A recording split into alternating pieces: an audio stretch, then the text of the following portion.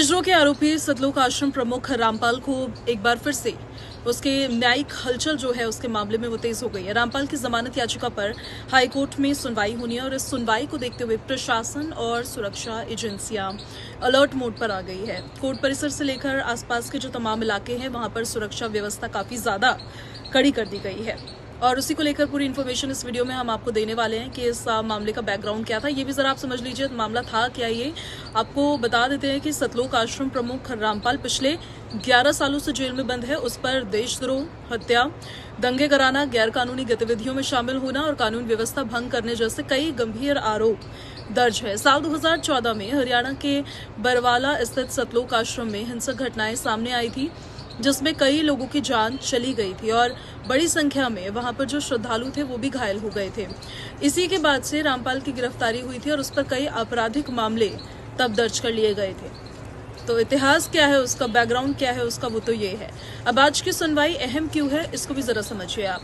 आज की हाईकोर्ट सुनवाई इसलिए अहम मानी जा रही है क्योंकि रामपाल लंबे समय से स्वास्थ्य कारणों की वजह से और कानूनी आधार पर जमानत की मांग करता आ रहा है और रामपाल के जो वकील हैं उनकी तरफ से जो तमाम तर्क दिए जा रहे हैं उनके मुताबिक वो काफी समय से जेल में है। उसकी उम्र और स्वास्थ्य को देखते हुए उसको राहत मिलनी चाहिए, ये एक्सपेक्टेशंस है उनकी, ये मांग है उनकी। वहीं दूसरी ओर सरकारी पक्ष का कहना यह है रामपाल पर लगे आरोप बहुत ही ज्यादा गंभीर है और बहुत ही ज्यादा संवेदनशील है और उसकी रिहाई से कानून व्यवस्था पर असर पड़ सकता है, ये साफ तौर पर कहा गया है। सुरक्षा एजेंसियां अब अलर्ट क्यों हैं इसको भी जरा समझिए आप। सोर्सेस से जो जानकारी मिल रही है उसके मुताबिक हाईकोर्ट में होने वाली सुनवाई को देखते हुए खुफिया एजेंसियां पूरी तरह से अलर्ट मोड पर है, पूरी तरह से सतर्क है।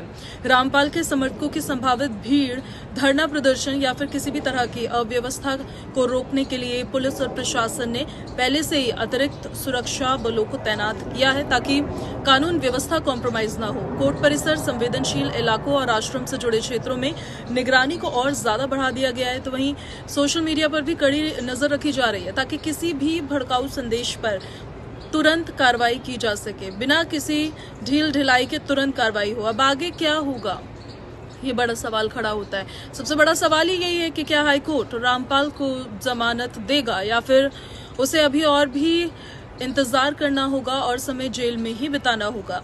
हाईकोर्ट का फैसला न सिर्फ रामपाल के लिए बल्कि प्रशासन और सुरक्षा व्यवस्था के लिहाज से भी बहुत ज्यादा महत्वपूर्ण माना जा रहा है। तो ऐसे में ये देखना होगा कि हाईकोर्ट की तरफ से आखिर क्या फैसला दिया जाता है रामपाल की जमानत को लेकर, क्योंकि मांग तो कर ही रहे हैं वो कि जमानत मिल जाए। फिलहाल सभी की निगाहें हाईकोर्ट के फैसले पर ही टिकी हुई है और इस मामले से जुड़ी हर एक छोटी बड़ी अपडेट्स हम आप तक लगातार पहुंचा ही रहे हैं। ऐसे ही ब्रेकिंग और भरोसेमंद खबरों के लिए हमारे साथ जुड़े रहिए आप। जी दिल्ली एनसीआर हरियाणा के डिजिटल प्लेटफॉर्म से कनेक्टेड रहिए। कमेंट करके भी आप बता सकते हैं आप इस मैटर पर क्या सोचते हैं, आप अपनी क्या राय रखते हैं।